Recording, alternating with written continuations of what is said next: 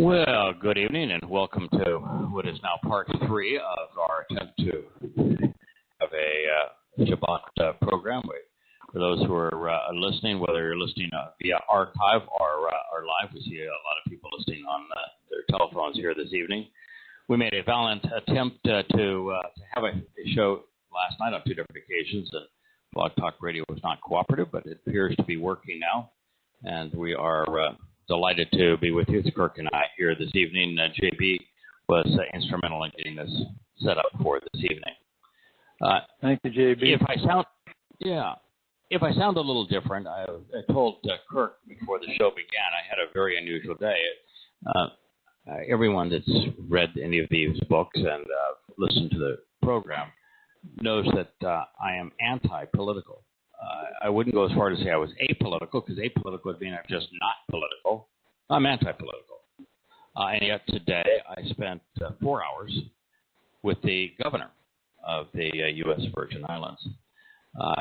And I had requested the meeting.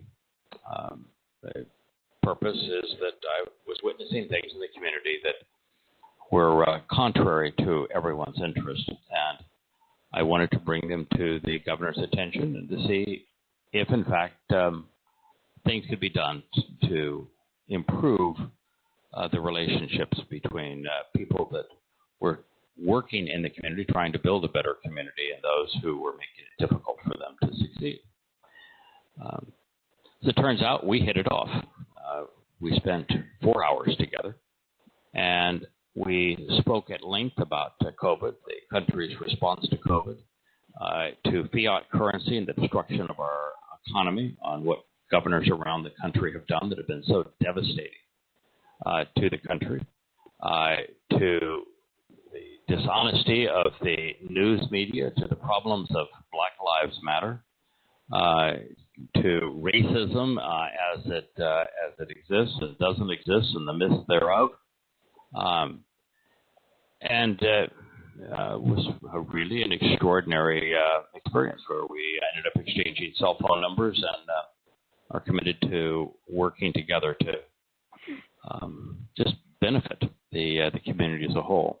Now, when Yahweh says he wants us to walk away from our country, he doesn't want us to be political, to advocate political figures. Like the governor, we had such a wonderful discussion. He brought his wife, called his wife home and said, "Come in. I want you to be part of this discussion." And she came in, and he mentioned Trump. And this will give you an example. And she was really anti-Trump, Mm-hmm. And her husband said, "Here, listen, we agree on many things with Donald Trump. Of course, he's an African-American gentleman, very distinguished, very articulate, bright man. And of course, I wouldn't say he's quite liberal, because he isn't. He's a very pragmatic, pro-business individual. Understands the relationship between business and the quality of life within the community, and the value of work. He, by the way, was the first governor to say there is no chance whatsoever I'm going to shut down the economy again or deprive people of their liberty. I'm not going to deprive people of their opportunity to work. It is not productive. It did not work, and it's the wrong thing to do, and I am not going to do it again. And I told him, I said, when I read that, I applauded him, that there's a governor with character and backbone. But his wife came in with he mentioned something about Trump, and she just, ripped it. And his wife is charming. But I made the comment, I said, I want to side with your husband on this. I think that Donald Trump's a narcissist. I think he's says a lot of things that are really stupid. But it doesn't mean that everything he says is stupid. And for example, what your husband's talking about is that Trump did not impose a national response to COVID. What he did is come up with national guidelines. The governor said, and his national guidelines, with exception of being late to the party with masks, was exactly what we implemented here. And it was based on the best data we had, and we implemented it here. And every state has access to that. It's a darn good plan. the reason that the president didn't mandate a national response is because the U.S. Constitution grants the authority to do things that aren't expressly granted to the federal government to states. And he recognized that we were in a better position to make decisions at the local level than which should be imposed on the national level. It was all about states' rights. He says he's done a lousy job of communicating that, but what he did is he empowered us. He gave us the power and the responsibility to serve our people, and that gives you the difference between this idea of walking away from politics. Saying, no, I'm not going to support Donald Trump. I think he's not a good man. But that doesn't mean that everything he says is bad. There are many things he says that are good, and I want him to be successful. No, I don't wish him evil. And that's the kind of approach I took to this meeting. That's why I wanted to have it, is to say, can we do things that are practical that make the lives better of the people who are living here? And found a very, very receptive ear. And so an interesting day. I want to go to the news because we as a nation, as a people, have lost perspective on what is moral, what is right. It's as if Adam and Yahowah never ate from the tree of the knowledge of good and evil. The first story is out of Pakistan. It says the United States citizen was on trial for blasphemy, and he'd been shot dead while appearing in court. Tahir Ahmed Nassim, 47, died on Wednesday in Peshawar after a member of the public just walked into the courtroom and opened fire right in front of the judge and killed him.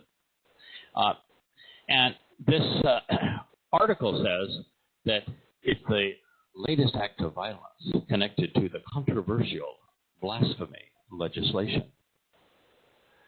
It's not controversial. There's nothing controversial about Pakistan's blasphemy legislation. Blasphemy legislation, if you say anything that is considered incompatible with the Quran, Muhammad, or Islam, you're going to be thrown into a hellish prison and they're going to kill you.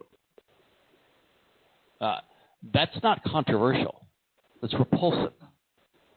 It's uncivilized. But we call it controversial. Where is our character that we can't recognize when something is just wrong? Or disgusting. Disgusting. How disgusting do you have to be? Yes. Before somebody says it.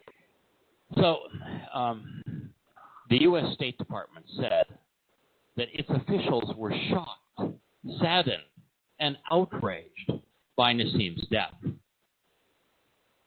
What in the hell is wrong with you? No, you ought not be shocked, saddened, and outraged by his death. They were going to kill him. You ought to be saddened, shocked, and outraged that the U.S. citizen was on trial for blasphemy charges. You ought to be disgusted that a country that you sell weapons to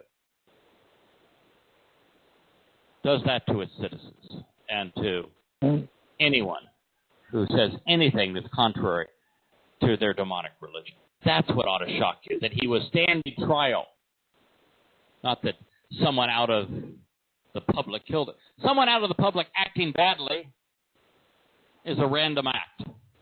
The government having a law where the justice system is doing this kind of thing, that's not random.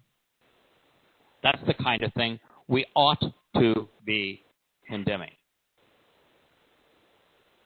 Don't we still give them about $11 billion a year? Billions, yes. And both monetary aid and weapons. Yeah, it's disgusting. There is a report that came out of the Cato National Survey this week, and it is exceedingly telling. In fact, I brought this up in my discussion with the governor. It says nearly two-thirds of Americans, 62%, say that the current political climate these days prevents them from speaking out on their political views. So they're unwilling to speak out. This particular article says the share of Americans who self-censor has risen several points. In other words, they know that they aren't free to say what they want to say, even about something that should be the ultimate in freedom of speech, which is politics. Now, this journalist stupidly says these fears cross partisan lines. Now, the most revealing part of this is that these fears are clustered in a community that has lost the right to speak. The majority, it says the majority of Democrats, 52%, so half of Democrats, 60% of independents, and almost 80% of Republicans say they have political opinions that they're afraid to share. Half of Democrats, and we're going to take the Democrats here in a moment because it's far more revealing. 60% of independents and 80% of Republicans say that their political opinions are not open to discuss. Strong liberals, they say, strong liberals, we're talking about communists here, socialist secular humanists, stand out, however, as the only political group who feel that they can express themselves. 58% of the liberals feel that they can say what they believe. Why? Because political correctness, because the media, because academia now says that it's hateful to say anything other than to promote the agenda of socialist secular humanism. The reason that the media is embracing Black Lives Matter is that it's at its heart a communist organization. They want to recast the nation in their socialist secular mindset. And so what you have now is the realization that you can no longer speak freely, that you are not free to express a view that would be conservative as it relates to the imposition of government. But you can only speak if you want overreaching government interference. Isn't that amazing? Mm-hmm. I mean, 80% of conservatives, 80% say they're not free to share their political views. When I was in school, I told you this story, I think, once before, that I was talking with the head of the education department, and we were talking about this issue. And he was adamant about having people on both sides of all the discussions, both conservative and liberal, if you like, discussing that and openly discussing it. And he thought that's how you find the truth, is by everybody participating in those conversations. And when you used to say those things about the school system being such a shut-down place because of political correctness, I used to say, well, that was not my experience.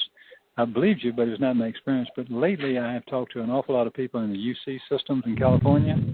Man, you don't say nothing around these people if it ain't the party line. No, that's right. You say nothing around that. And right. These people have told me this and go, we just don't even discuss it. And I said some things, and they said, don't you ever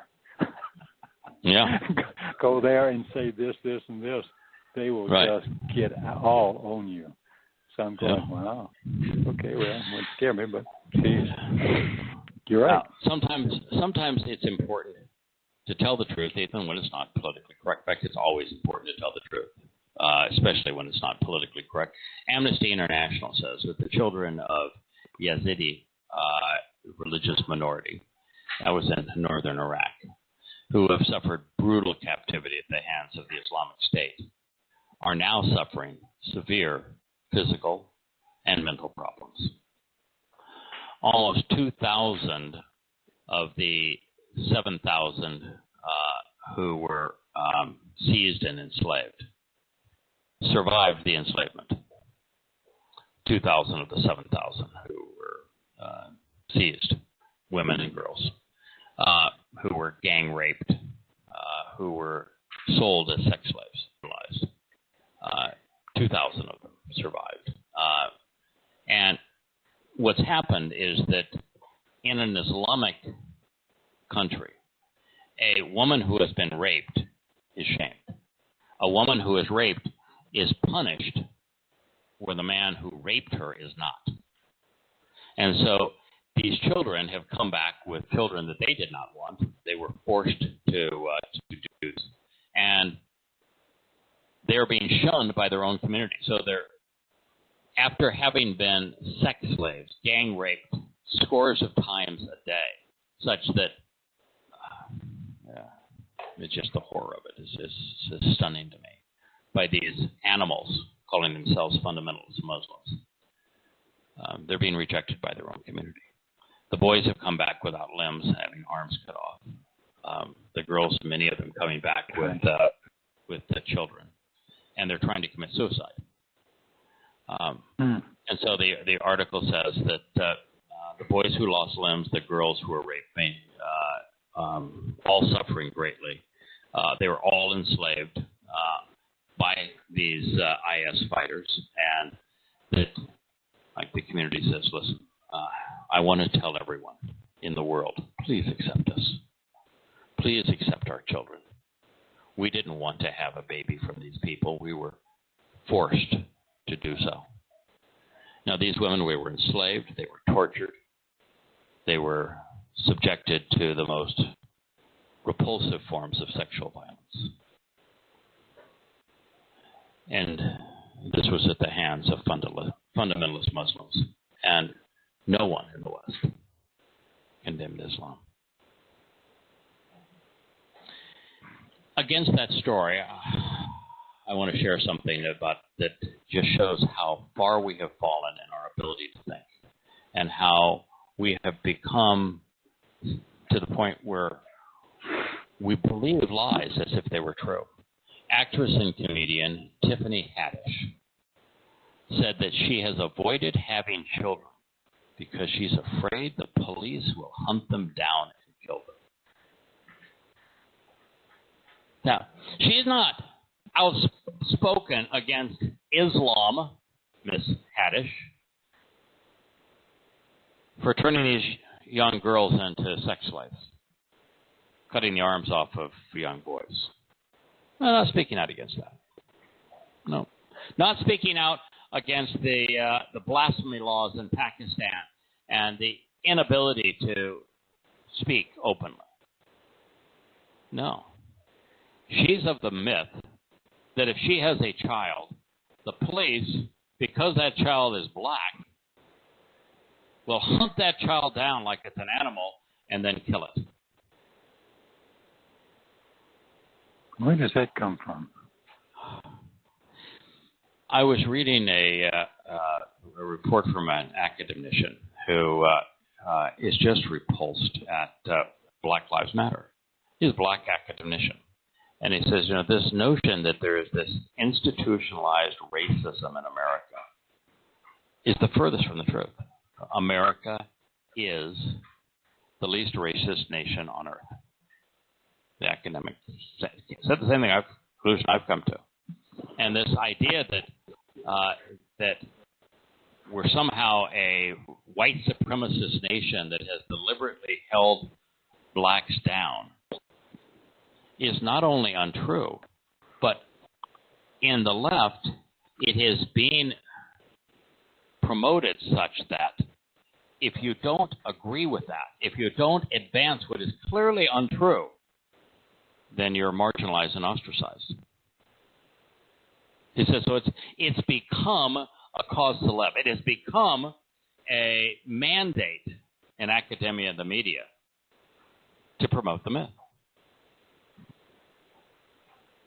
I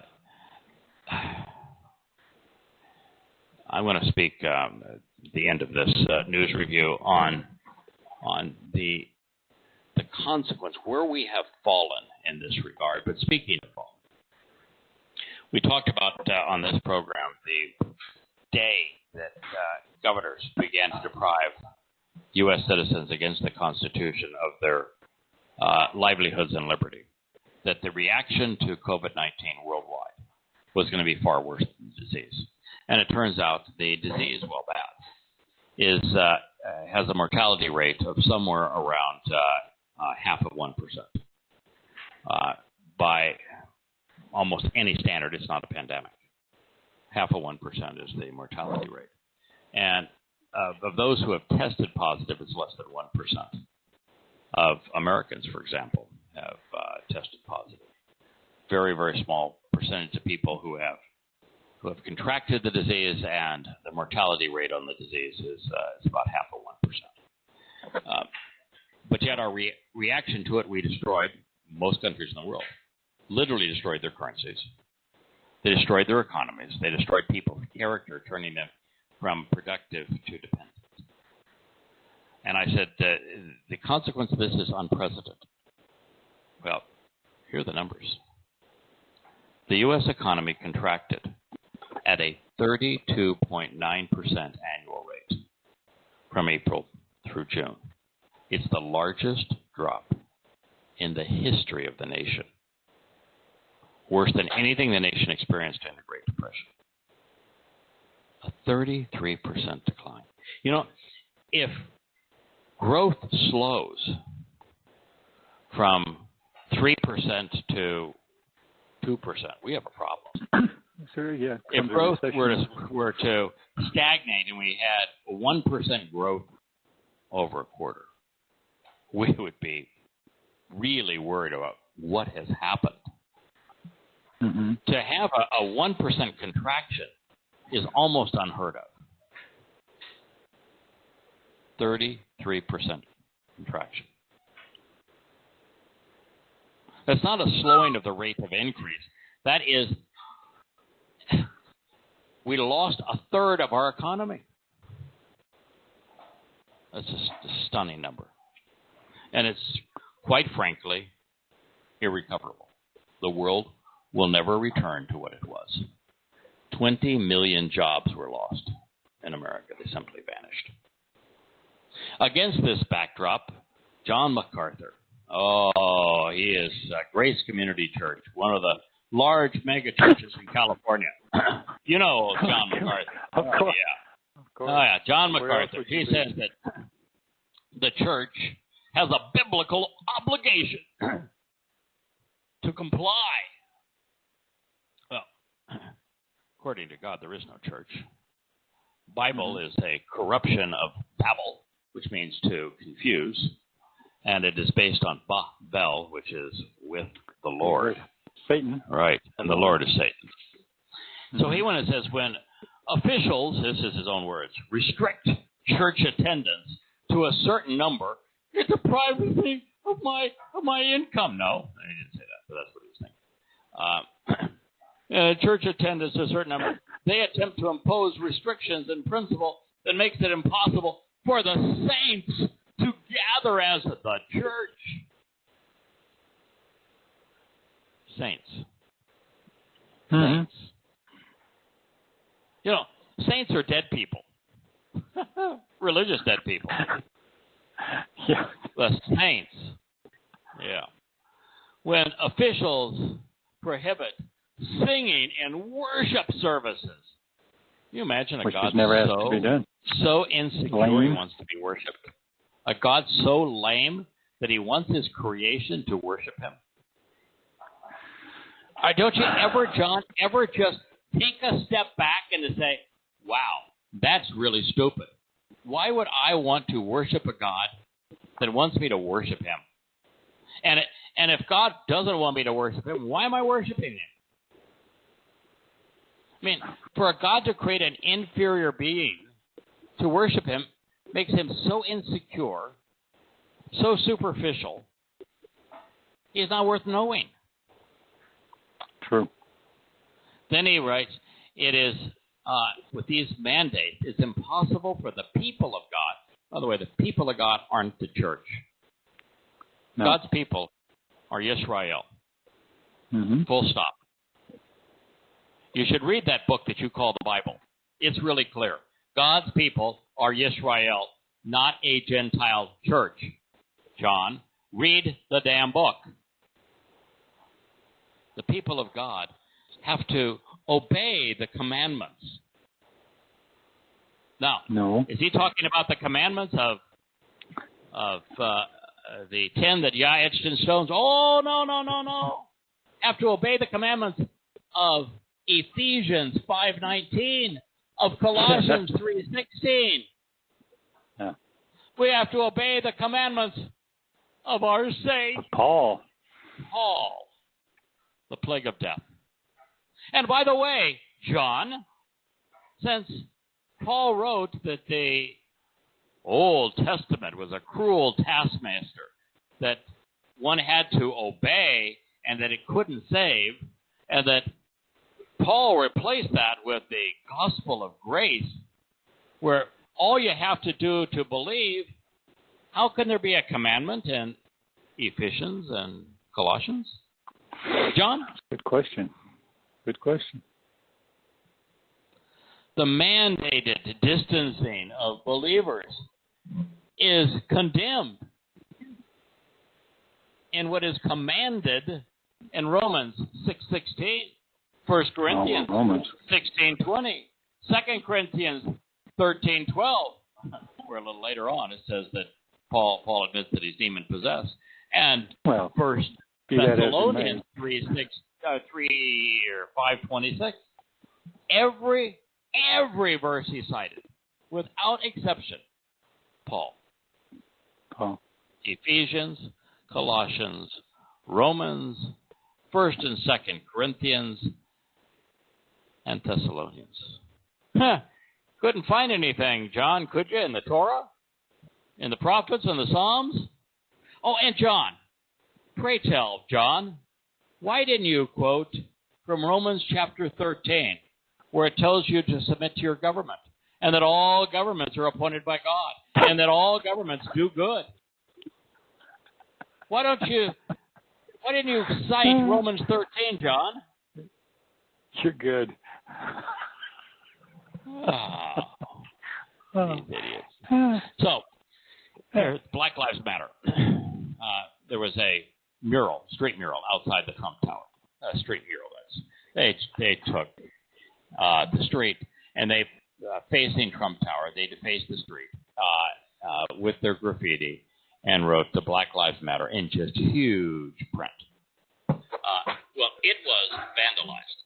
Now, the Black Lives Matter painting in the street, public street, with their declaration, which is a racist declaration, that wasn't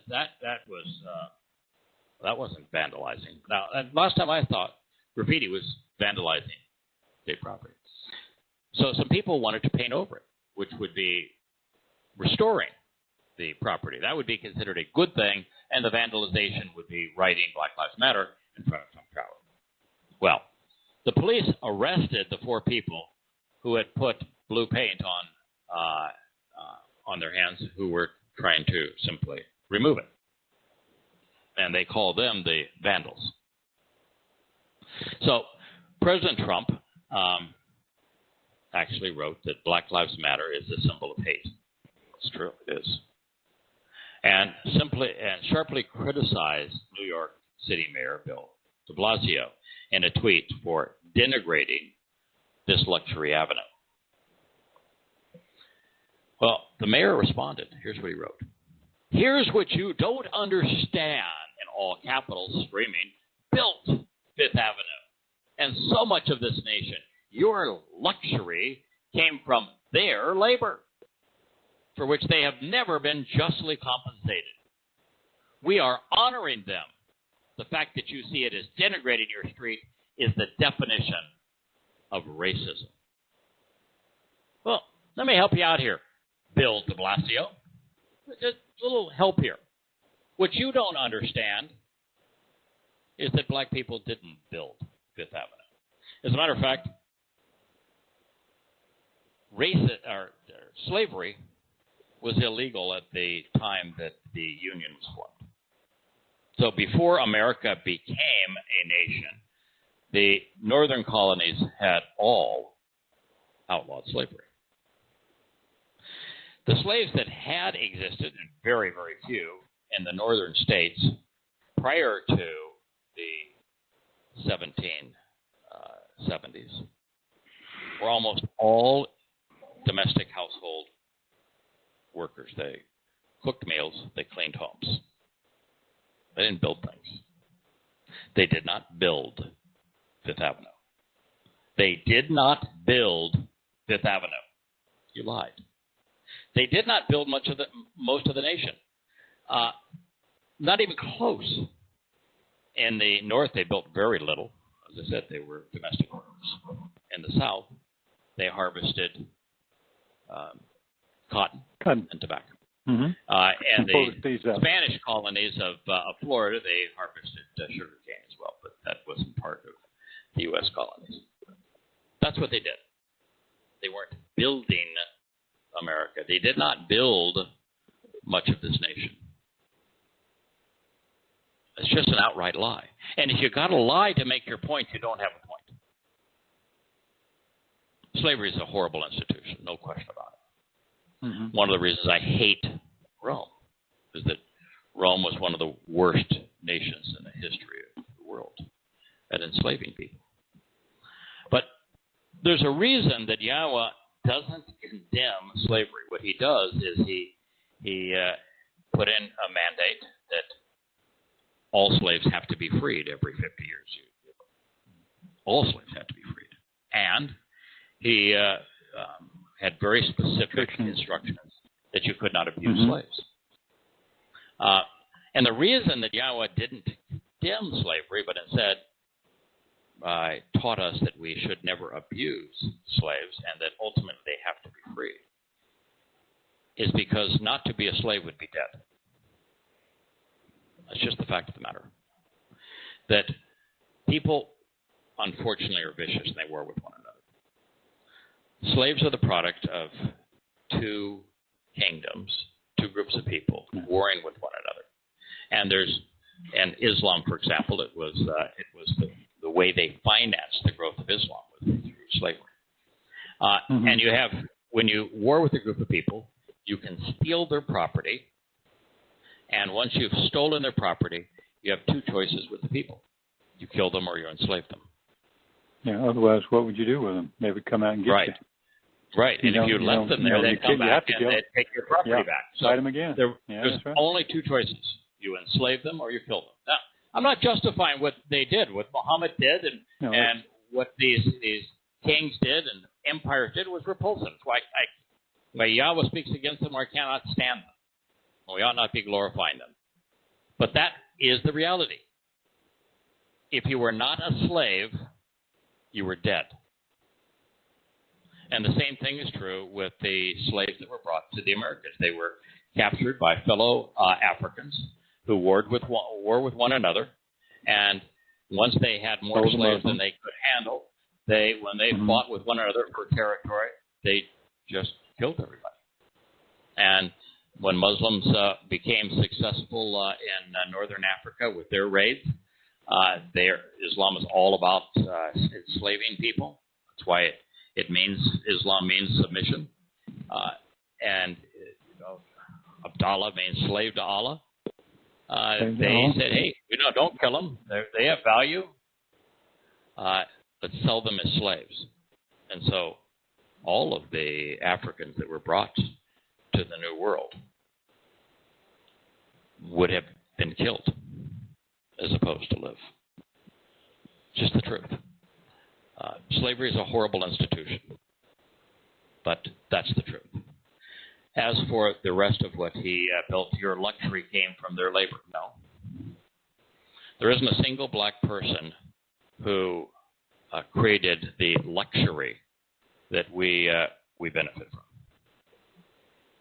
No, this happened a very long time ago, 200 years ago. There is nobody that lives 200 years. There is nobody who can say, the fact that you have a luxury condominium on Fifth Avenue is the result of the labor of these black people, of their labor. No. that is factually untrue. It's not even remotely true, for which they have never been justly compensated. They have never been. That is to say that what happened 200 years ago in a system that was pervasive around the world for 5,800 years of recorded history, that the descendants of the blacks here, who have been compensated, by the way, that's why what we call affirmative action and welfare and all manner of systems where blacks are 40% beneficiaries of wealth redistribution versus about 11% of Caucasians. And that they have been compensated. And beyond that, they didn't perform any of this labor. Speak the truth. If you can't tell the truth, you don't have anything worth saying. And he says, we're honoring them. No, you're not. And the fact that Trump sees graffiti in his street as denigrating is not the definition of racism. You know, what we have to recognize is that to be discerning, to be discriminating in terms of information is to be thoughtful. And that to be a racist is to judge people based on their skin culture, not their skin color, not their culture. And then to automatically ascribe negative attitudes and attributes to people strictly based on their skin color. I was having a discussion with Leah a couple of days ago, a fairly heated discussion where I do not think that ethnicity has any significant influence over the difference between what happens in the African American community and what happens in a Hispanic community, for example. That the behavioral differences, good and bad, are driven by culture. And that there are many influences of culture of which ethnicity is not one. And culture is influenced by religion, by politics, by work ethic, by social customs. In different places, it's impacted strongly by environment, climate. There are so many things that influence culture, but race is not one of them. And so we really ought to understand the difference in these two and never judge anyone by their ethnicity, but instead judge them by their behaviors, by their ideas, by their words, by what they do and what they say. I came to the conclusion that I think is fairly profound this past week, and I'm going to share it with you, and may get a lot of pushback on this, but Black Lives Matter is a conspiracy. After pouring trillions of dollars into building the Great Society, out of ending poverty, into affirmative action, into all manner of government support for minorities, conditions are worse than ever in the inner cities, in these communities. Mm-hmm. So what do you do? With wealth distribution, with the Great Society, with affirmative action, with political correctness, with it all, it's failed miserably. It failed. Because as a community, the community lacked the will to succeed. Not everyone, but as a community. As a community, they lacked the discipline to learn. Even though the doors of the universities were thrown open. They lacked the character to work. They lacked the concern for their children to guide them. So what now? Blame themselves? Admit that progressive politics was regressive? that it failed? No. What do? We blame others for our failures. And then we spread lies as if they were true. The one common denominator amongst all conspiracy advocates is that they're unsatisfied with their lives, and rather than taking responsibility, they blame others. Blame someone. The government is trying to poison me and control my mind with chemtrails, with vaccines. They're trying to control my life with the stooges acting out, Boston Marathon bombing, the Pulse nightclub, the Sandy Hook school shooting. They're all staged by the government trying to control our lives. 9/11 was an inside job by the U.S. government to control our lives. No, rubbish. Stop blaming other people. Well, what's the ultimate conspiracy? Blame the Jews. Blame the Jews. Yeah. And so, Black Lives Matter is a conspiracy. The community has made horrible choices. And as a community, the community has failed. Blacks kill blacks. Blacks rob blacks. Blacks deprive other blacks of opportunity.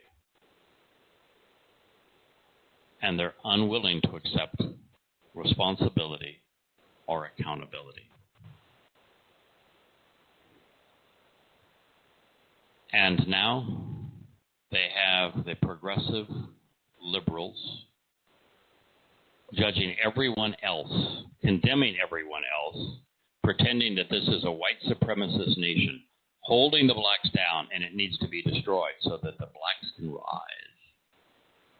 Yeah, that's like the proletariat and the bourgeoisie and the communist uprisings in China and Russia. Oh, look at the luxury life that they have. If they that 1% were just out of the way, you would live like that. Pretty soon, everyone is in poverty. And that's exactly what would happen here. It is a conspiracy. Go ahead, Kirk. No, I was going to say, why is it so easily sold to people who are supposedly educated? Because why does it they grow aren't in a educated culture, anymore. a university culture, where people have PhDs and are supposed to know something? They're indoctrinated. Why did the woman, we talked last week about the woman, and this was a big part of my discussion with the governor today, that giving incentives, tax incentives, for example, for a business to come to a place where you get, say, 50% of the tax revenue you give up, so that you're gaining 50% of a large stream of tax revenue versus a 0% of whatever. 0% of something is 0. Mm-hmm. And 50% of something, if that something is significant, like you brought a business here, well, that's meaningful. And they can't figure it out. Well, what is it they don't understand? Also, what y'all didn't mention in that discussion was that people don't understand how money flows. You know, once you pay those people, they spend it in your community. And if they're smart enough not to give it to giant stores and they give it to the locals, you know, and do their business at the local grocery stores or whatever, that money flows and it flows and it continues, and they spend that on this and they spend that on that, and everybody's empowered to. Money circulates, and that's what makes the economy the governor grow. was saying. The governor was saying. He says the truth about the Virgin Islands is that 16 people pay 80% of the overall tax. Wow. That's amazing. And yet, those who are paying nothing bellyache and say that they aren't paying their fair share. That we have indoctrinated people. They have no understanding for how things work, for economics. In fact, he said, every time I try to do something that's good for this community economically, unfortunately, my people don't have the wherewithal to understand it. And I think that's could be said of almost anywhere in the United States. It's We have dumb people down where they can no longer think. And they're just not educated enough to be able to process information in a thoughtful, rational, informed way. Wow. So that is our fundamental problem. That's the problem that we cannot solve. There is no solution to that problem. That's why God is so anti-government and so anti-religion. All right. I want to return and conclude the 23rd Mizmor Psalm. It ends with an amazing crescendo and I really do not know how we were able to miss this.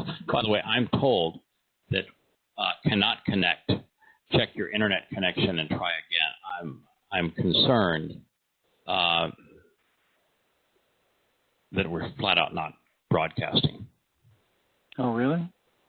Yeah. Oh, this is good stuff here.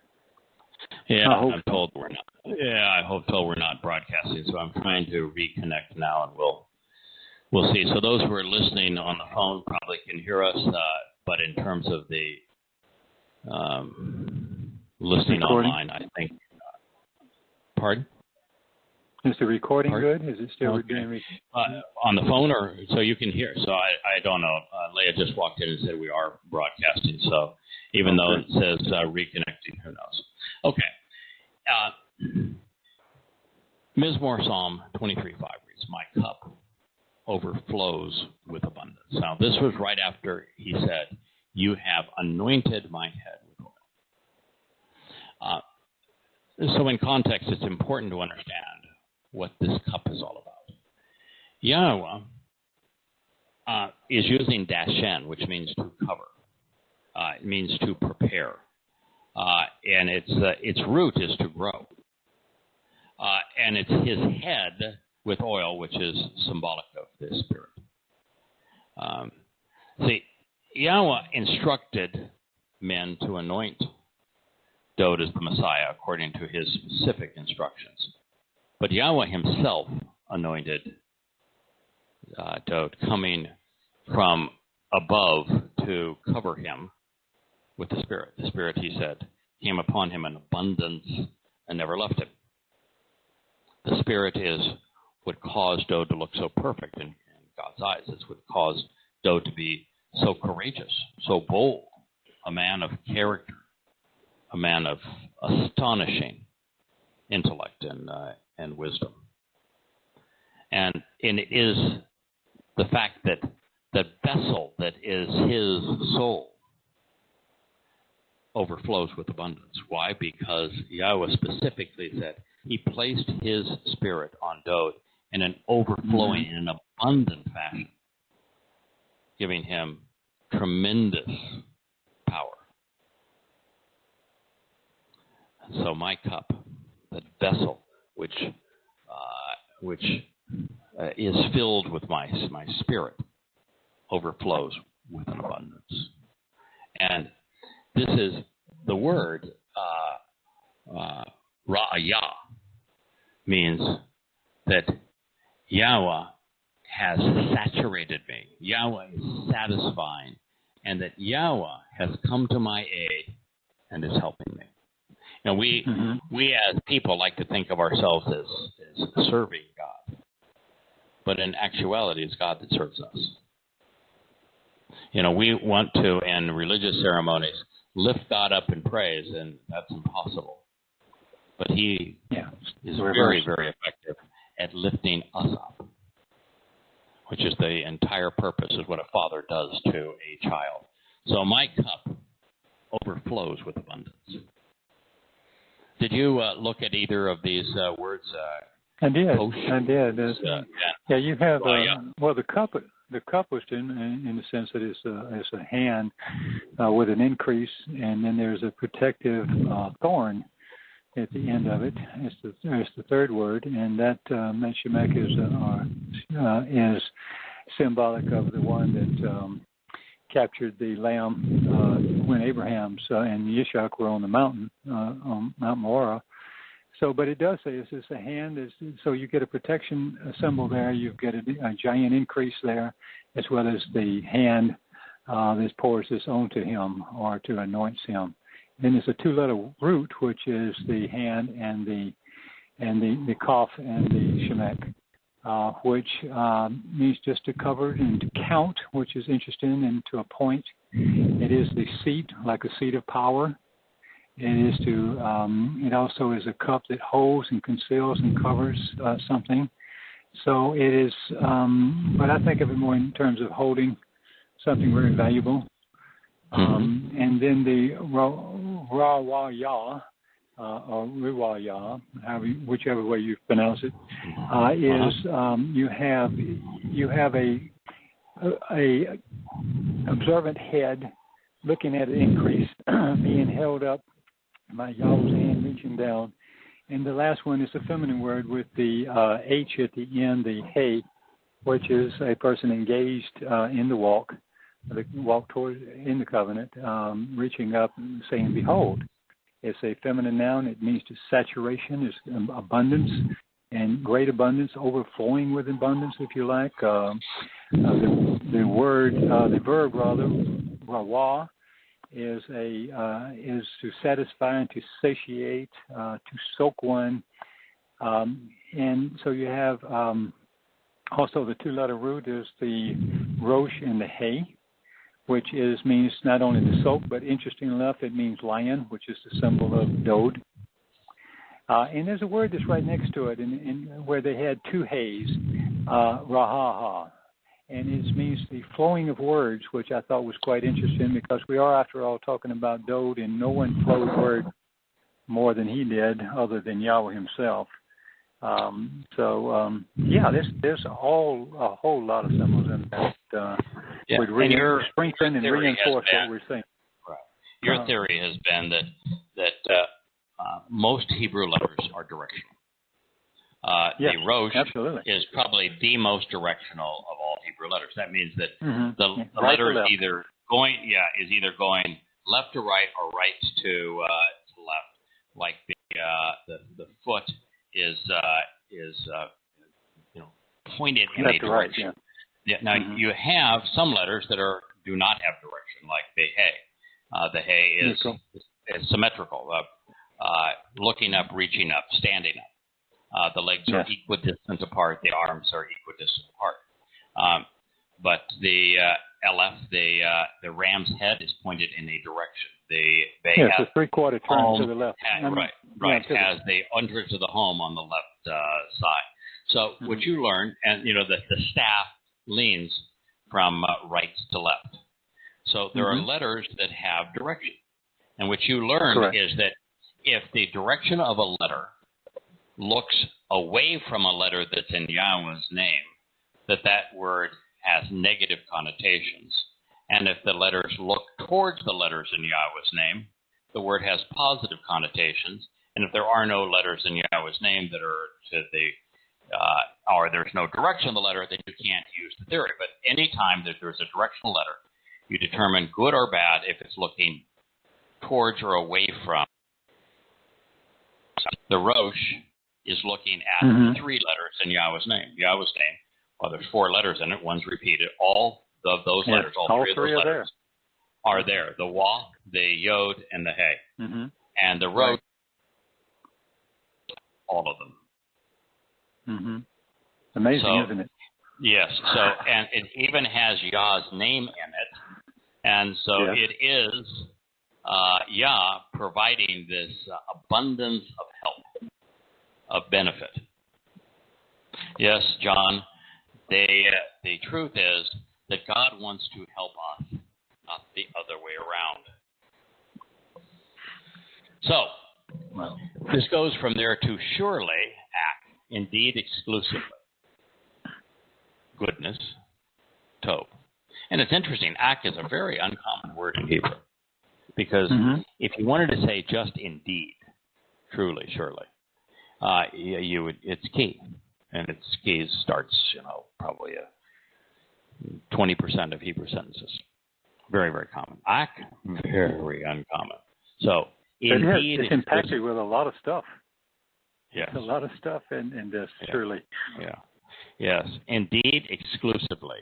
Goodness, hope, that which is beneficial, that which is prosperous, honorable, generous, festive, beautiful, pleasing, healing, and unfailing love and enduring mercy, chesed, devotion, favor, will pursue me all the days of my life. The conclusion that Dowd realized with Yahweh having anointed him, Yahweh having helped him abundantly, is the result is all things good, beneficial, prosperous, honorable, generous, pleasing, beautiful, along with unfailing love, enduring kindness, pursue him. He doesn't have to go to God and say, I need your mercy. No, they're pursuing. Mercy pursues him. Mm-hmm. Why? Because it's God pursuing us. It's God that wants to initiate the relationship with us. It's God who wants to act favorably to us. All we have to do is get out of the way.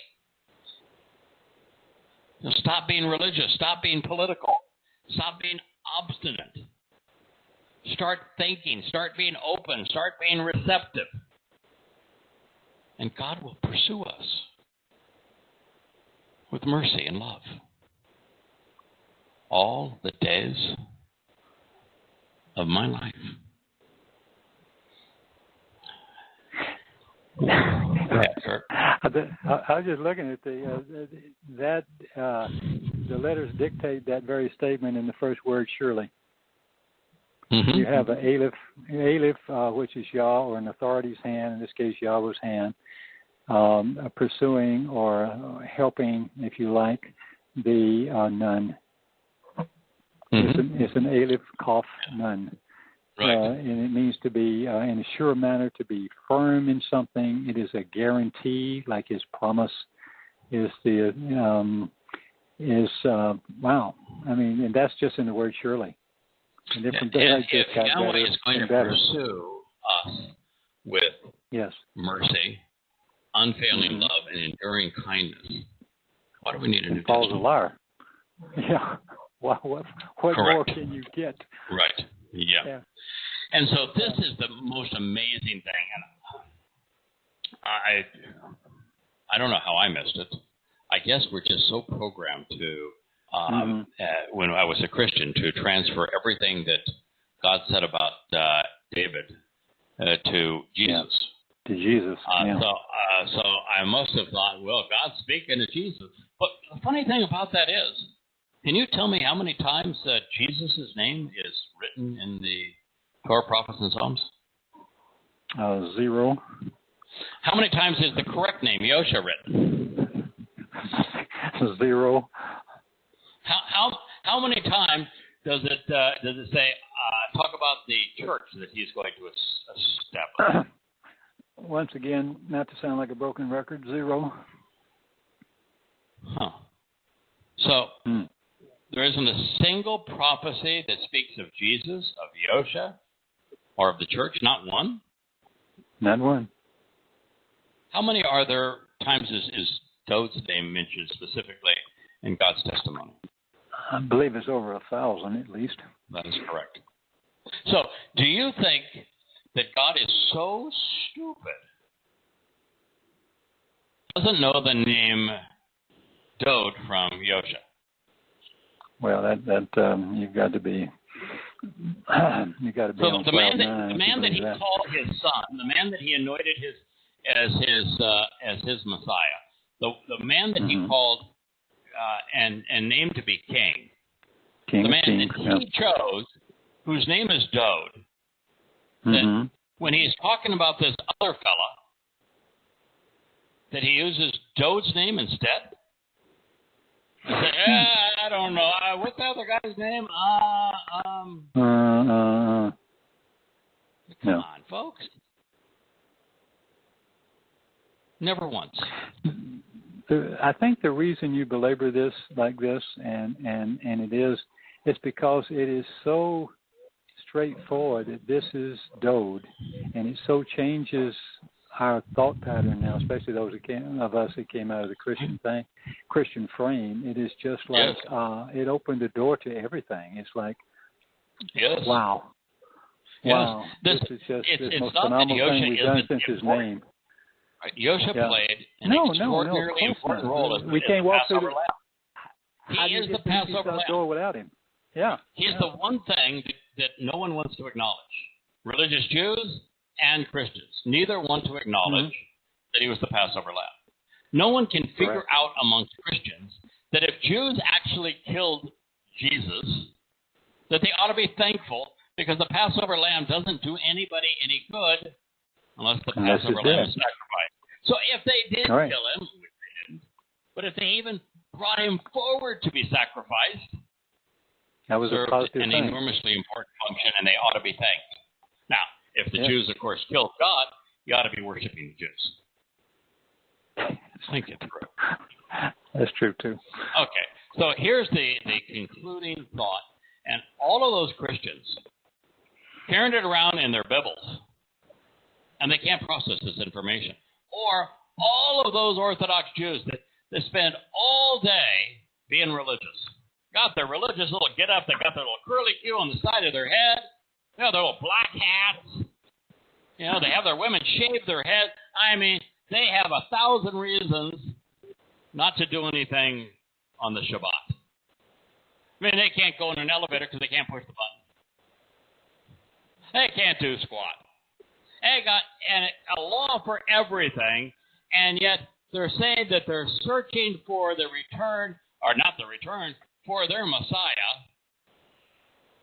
And right here in the most famous poem ever written, what does it say?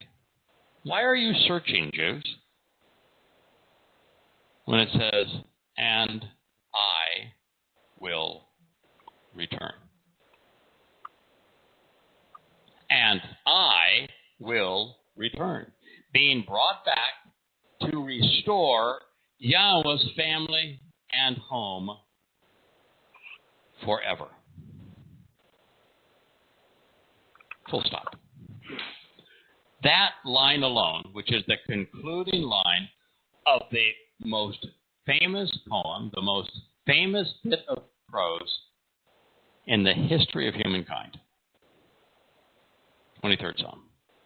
Mm-hmm. And it states emphatically, there is no second coming of Jesus. Dode is for returning. what purpose? Yes. Dode is returning. There is no new covenant and a church, John. Dode is coming to restore Yahweh's family and home. God, John, it's Yahweh. Yahweh's family, his people, who happen to be Yisrael, John, were not replaced by your Gentile church, because Dode is restoring them and bringing them back forever. John, why don't you read the damn book that you lug around?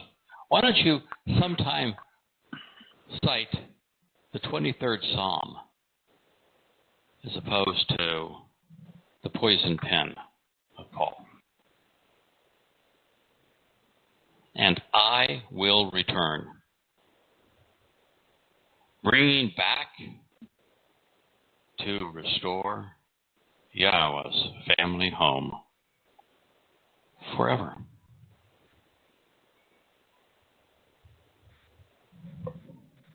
Shub means return.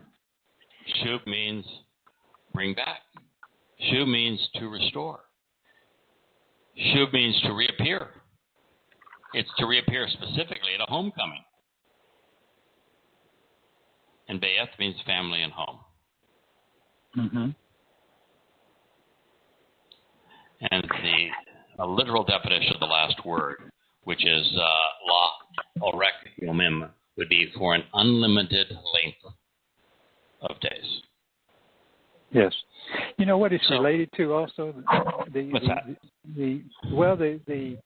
Its first mention is the length of the ark regarding the Noah's Ark, which is symbolic of the Ark of the Covenant, which contains 8 people, the sign of eternity. Yes. And so if you're looking for, because you could be confused by some of the lexicons because it just talks about a length of time, or an arak for the verb is a duration of a long duration of time. However, when you associate it as Yahweh did with the Ark of the Covenant and all those symbols, then you cannot come up with anything that is other than eternity. So we're talking about the eternal length of time, yes.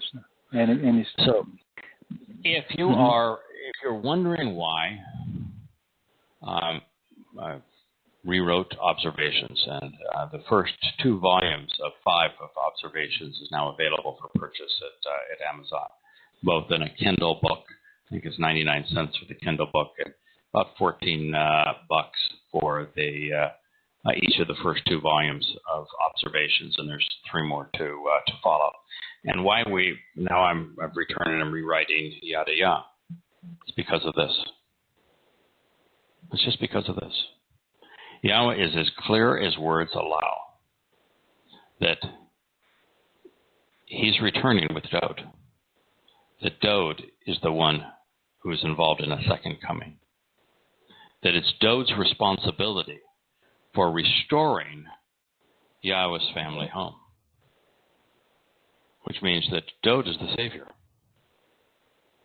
Dode is the King. Dode is the Shepherd.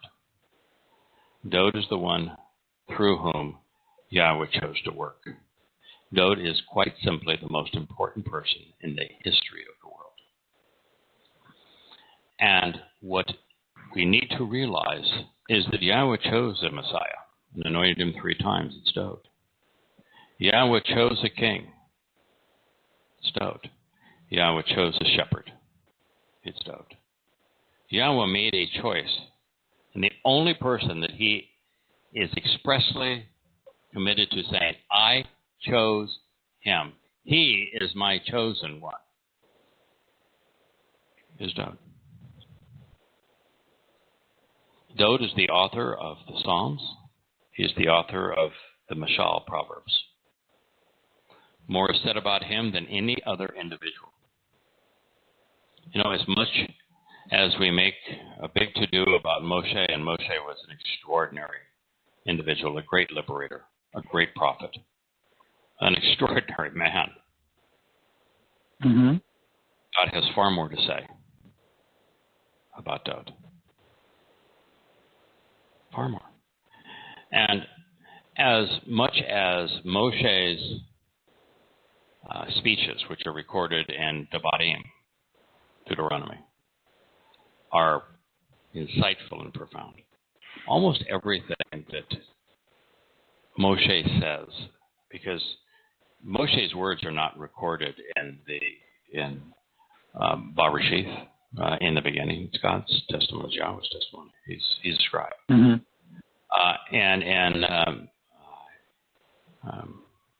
In Exodus and Shemot names, while Moshe has a speaking role, it isn't a good one.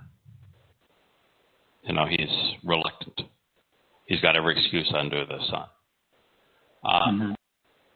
And so it's again Yahweh speaking to us. Moshe is a conduit. And the same thing would be true with Korah, with Leviticus, where God lays out his plan.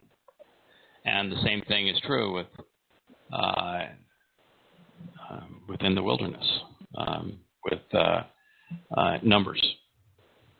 And the same, but it's not true with Devarim, where these are Moshe's interpretation. It's so Yahweh to say, all right, I can't have Moshe explain creation. I can't have Moshe explain the dialogue that I had with Abraham or with Noah or with Adam I can't have Moshe explain what happened in Babel. There are things I cannot do through Moshe. But after I've spent all this time with Moshe, the proper thing to do, because I want to work through creation, not apart from creation, is to have Moshe explain in his own words what I have shared. And Moshe does a brilliant job in debating that. I mean, quite honestly, I think I actually like Moshe's presentation of the 10 statements better than Yahweh's. Is that me?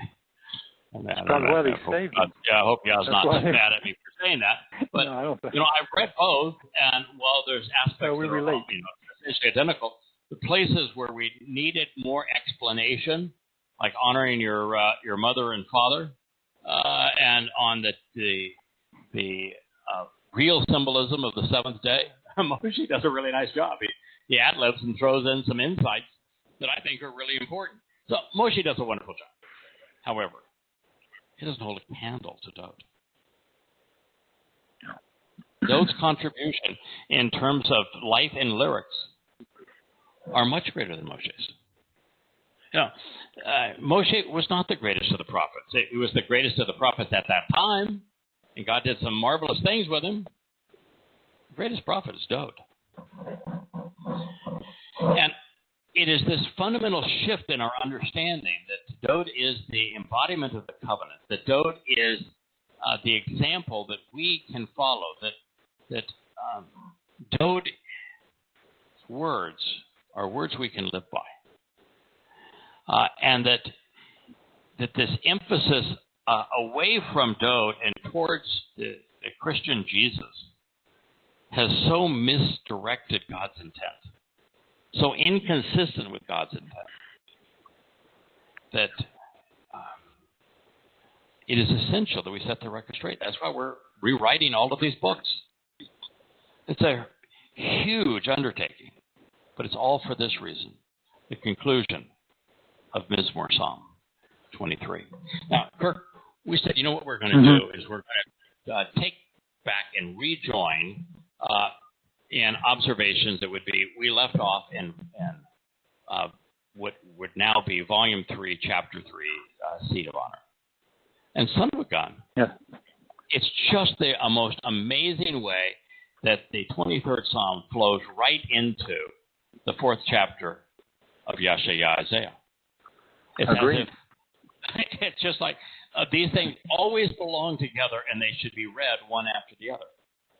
So after Yahowah in the 3rd chapter of Yashayahu is condemning religion and religious dress-up. I just can't stand religion dress-up. It's true that God hates religious dress-up, even more than I do. And then 4:1, which I think really is the conclusion of the 3rd chapter, because there aren't chapters, that was a later designation, reads, "Nevertheless, let us be called by your name, with it upon us, to transfer and withdraw our reproach as a result of our taunting insults and blasphemous slurs, even our harmful statements and lowly status." There was a dig in Jerusalem. I think it was Mike Bellotti that said this to me just the other day. A rock pile there, and underneath the rock pile, they found one of the largest government complexes. I saw that. That was very good. Yeah, and that government complex was really interesting. It was during the time of Hezekiah, and shows, of course, that the story of Hezekiah is true. All of the insignias are all there, and all the insignias on everything within the storehouse, all read the same. Belongs to the king. Lamalak, for the king. And so what God and the place is just filled with pagan idols. And so the people brought their foodstuffs, they brought their taxes, they brought their everything of value, like their idols, and it was stamped for the king, for the king, for the king. which is why Yahweh said, if you choose to have a king, what he's going to do is take from you. Take your stuff. Yeah. This didn't say the stuff wasn't marked for the people. It didn't say for Yahweh. It didn't say for the orphans. It was all for the king. It shows just how repulsive Israel had been, even at a time when there was a brief awakening under Hezekiah for the king. But it shows that God's depiction of his people in this place is precisely accurate. So, pretty destructive for the fake Justinian myth, is it not? Once again. Yahweh will indeed withdraw the reproach of his people, Israel and Yehudim, with them coming to their senses and ceasing to insult and taunt God with their absurd religious rhetoric and their absurd religious outfits. When this occurs, Yahweh will return to camp out with his children on Zion. And what follows is his marvelous presentation of Sukkah. It reads, in this day, which is his day, living vegetation will sprout and thrive, branching out and growing, Shemach, for Yahweh. Now, the reason that I just thought this was so interesting, and from this point we actually chased this rabbit through a lot of different holes, is Shemach. Shemach is a term that is a title that is applied to Dod throughout the prophets. He is the branch. And so, in this day, which is his day, the branch will be for Yahweh. Now, there is, the term can also be translated, living vegetation will sprout and thrive, branching out and growing. And so you can look at this as one of two ways, both of which I think are true. One is that God's going to restore the earth to the conditions that were found in the Garden of Eden. That all of that religious paraphernalia, the pagan idols that were found, and the religious dress-up, it all goes away. All trappings of religion and politics. And then God's going to restore the earth so that it looks like the Garden of Eden, living vegetation. Or you can say, well, Shemach is used as a title to describe Dod. It's Dod's title. He is the main branch of the tree of lives. In this day, which is his day, the branch will be for Yahweh. I think both are true. And it shall be accordingly beautiful and splendorous, spread out in an attractive and desirable manner, reaching out in an honorable way, and will therefore approach as a glorious manifestation, kavod, drawing near as an abundantly significant, dignified, and rewarding presence, along with the majestic and eminently wonderful La Gaon, impressive and lofty, fruitful offspring, Pere, productive harvest of the land, Haaretz, also gloriously attractive in shining appearance as the remnant of the survivors of Yisrael and Yehudah. Yeshayah 4:2. Here we come right out of 23rd Psalm, and Dod is returning to restore the family of Yah. Mm-hmm. And we open the first, the beginning of Yeshayah 4, and what do we have? We have Yahweh restoring the branch, it growing and manifesting itself, sprouting and thriving. And that God's saying that this is so beautiful. It's just this glorious manifestation, majestic, wonderful, contributing to a marvelous harvest of offspring, production, productive in the lives of people, gloriously attractive and shining in their appearance as the remnant of the survivors of Yisrael and Yahowah. God was coming home.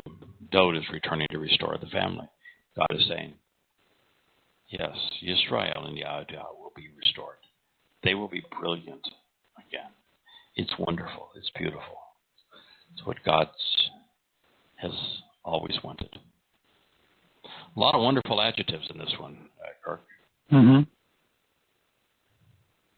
You know, you have thriving vegetation, thriving, branching out, growing.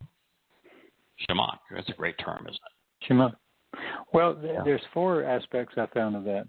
There's the sprout, of course, and the growth, and then what grows and where it grew. And then you find it written in terms of the process of growth. That's what I would think of in a humanistic concept.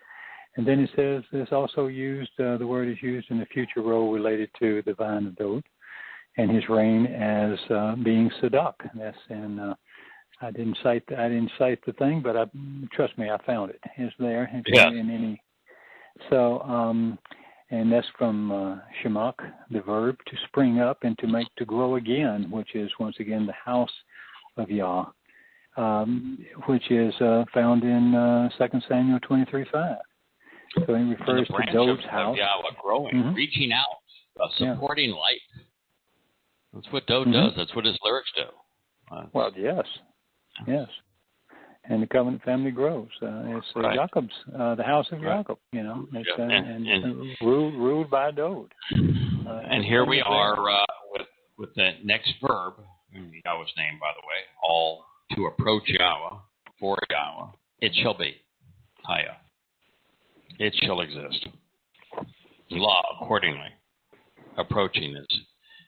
And then so many of these marvelous adjectives. Beautiful and splendorous, Shebi, spreading out in an attractive and desirable manner, in an honorable way. And then kabod. Yes, beautiful. Glorious, significant, dignified, rewarding.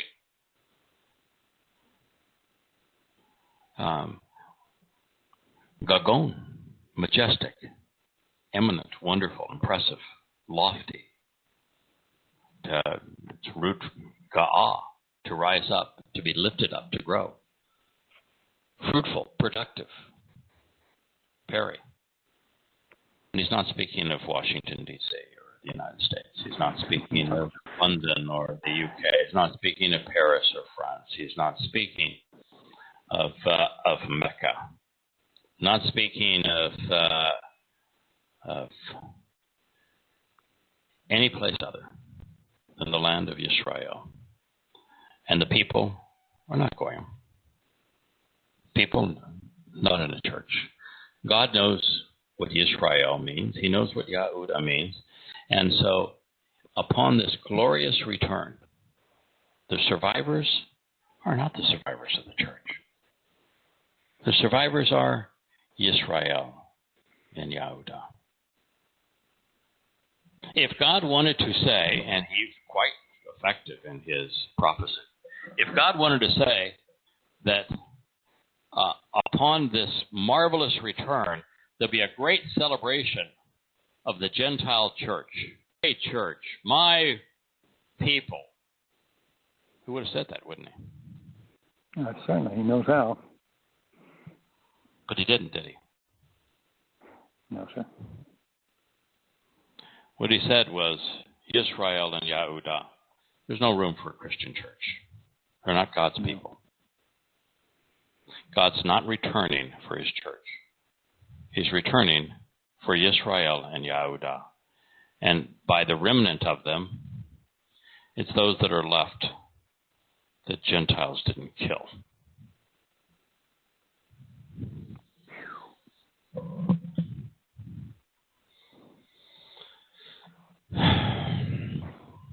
There's a lot to be learned by that statement. The next one reads, then it will come to pass that he who remains, this is the last of the last days. Man has all but annihilated himself. There's been nuclear war. There's been a terrible Islamic invasion of Israel. There's been an asteroid strike. There's been a huge tsunami that resulted related to it. There's been complete economic collapse. There has been the imposition of a one world monetary and economic and political system. Israel has been, and Jews have been scapegoated and had conspiracies plotted against them, all manner of horrible things. You know, this rise of Black Lives Matter is so anti-Semitic that it's central to all the things that are working against God's people.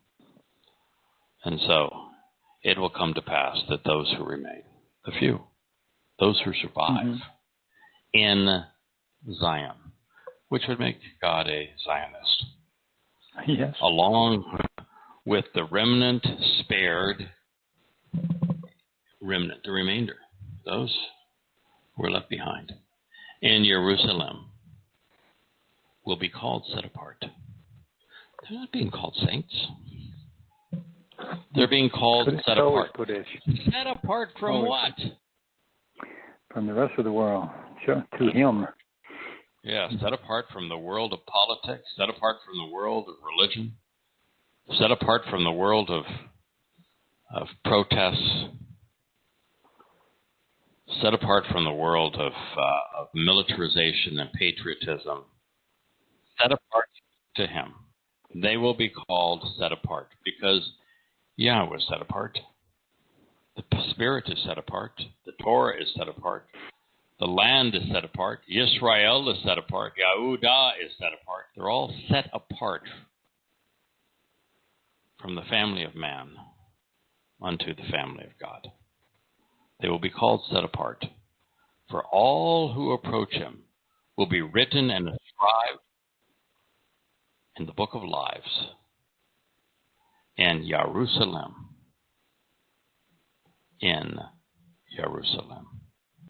Not in the Vatican, not in Mecca, not in Washington, in Jerusalem. This is the last of the last days, the last act. And God is returning to His people, Yisrael and Yahowah, in Zion, which is the heart of Jerusalem. Yahowah, Yisrael. All of the claims of replacement theology are therefore wrong. He's returning for His people, and it's His people whose names are written in the book of lives. How in the world, Kirk, did replacement theology and Christianity grow out of this when they're carrying around the poison pill for their religion? How is it possible that you could carry this around, the conclusion of the 23rd Psalm and this statement, and build a religion based on replacement theology, on claiming for your wannabe God? Not a wannabe God, it's just not true, because Yosha didn't want to be a God. But claiming on your God, claiming for your God all the promises that were made to this man. Claiming for your church all the promises that God made to these people.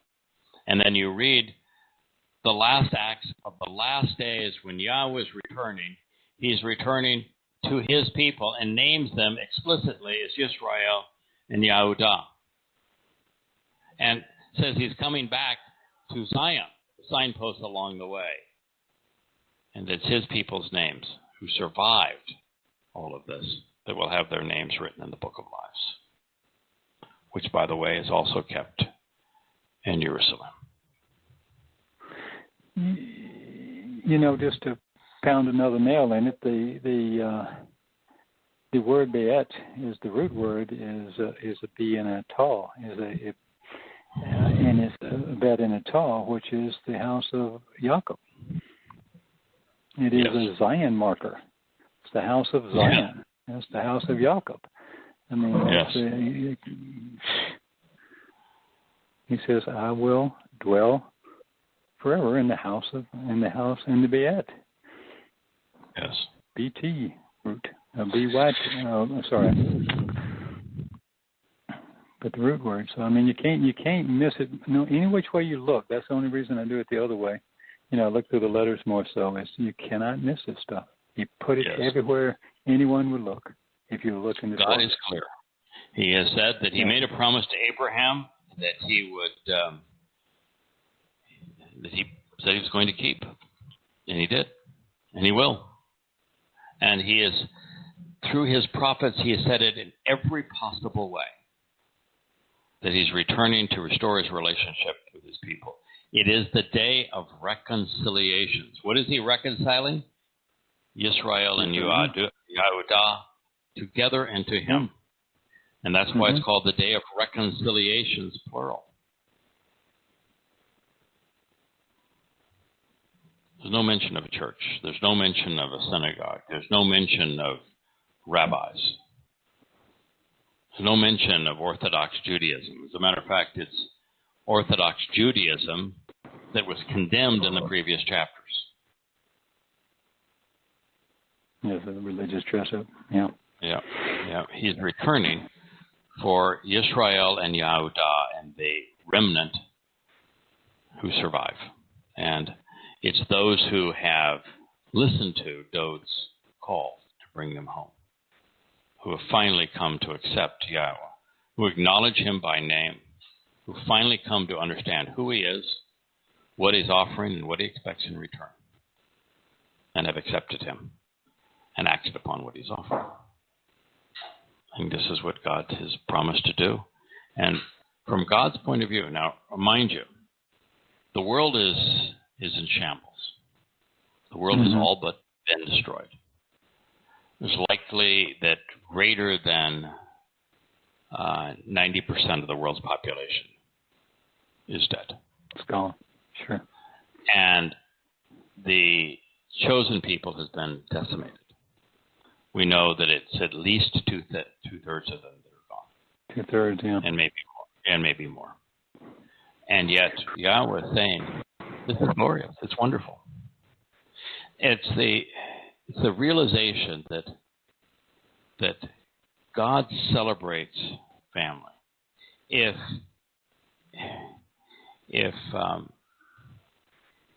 we had a child that ran away from home, that got caught up with the wrong crowd, and that child beleaguered. In fact, let's say that child took 5 or 6 siblings with him, and they got in the wrong crowd, and they all got themselves killed except one. And one of them comes back and says, "Dad, you were right. I shouldn't have rejected the teaching that you gave me. You gave me good advice, and I'm back. I want to be part of the family again. Will you take me back? I want to come back home." And what's the dad going to do? He's going to celebrate. What a wonderful moment. I know what it's like to have a child walk away for foolish reasons. And if my child came and say, I want back home. You were right, Dad. I want to be part of the family again. I celebrate that. What a happy day. What a happy day. Yes. And Yahweh has promised that this day will occur for his people, Yisrael and Yahowah. And he is going to celebrate it. This is the thing that the religious miss, because the Roman Catholic Church wants to consider themselves right because of the numbers of people, 1.5 billion of them. Muslims say, well, we've got the fastest growing religion. There's another 1.5 billion of them. And because there's so many of them, they must be right. And God's view is no. I didn't tell you that there would be millions of people here, or billions of people, or that I'm so impressed by the vast numbers of people that I'm embracing in the end. And peoples from all over the world, of all different ethnicities and cultures, are all here, and we're all having this great party because the whole world has turned their attention to me and has accepted me. No, he's not saying that at all. saying exactly the opposite. That it's just Yisrael and Yehudah, which collectively represent less than 2%, less than 2/10 of 1% of the world population. 1%, yeah. The only people that he's acknowledging here, they represent at most 2/10 of 1% of the world's population. And he's saying that even in their case, it's a tiny remnant of them who have survived. And yet he's celebrating this, because it's never been about numbers. It's not quantity, it's quality. And the kind of relationships that Yahweh establishes in his covenant family. And that's why he is celebrating on this day. And the fact is, this door is wide open. Any of us, I'm not Yisrael and Yehudah, and I'm going to be there. Nor I. Yes, and nor you. And we're both going to be at the party because it's an open invitation. So that's a good place for us to stop for this evening. I think so. That's a marvelous show. I really is. Yeah, like I said, we did record, Thank so you. that part plays. So we'll hopefully that what I saw was just for the chat room. I was unable to read anything in the chat room, so maybe that message was just for the chat room. I'm glad we did this. Thank you, JB, for getting us reestablished, and thank you for those of you who came and listened on and persevered. Yes, on this Shabbat. Well, actually, when the sun went down, it's the Shabbat. But not here. Not Eve, here. but, so you can be here. Yes. Yeah, for you, it is still Shabbat. Sun is still shining. For a little post Shabbat. So thank you all, and we appreciate you joining the family as we try to share Yahweh's message to us. May Yah bless. Good night. Good night.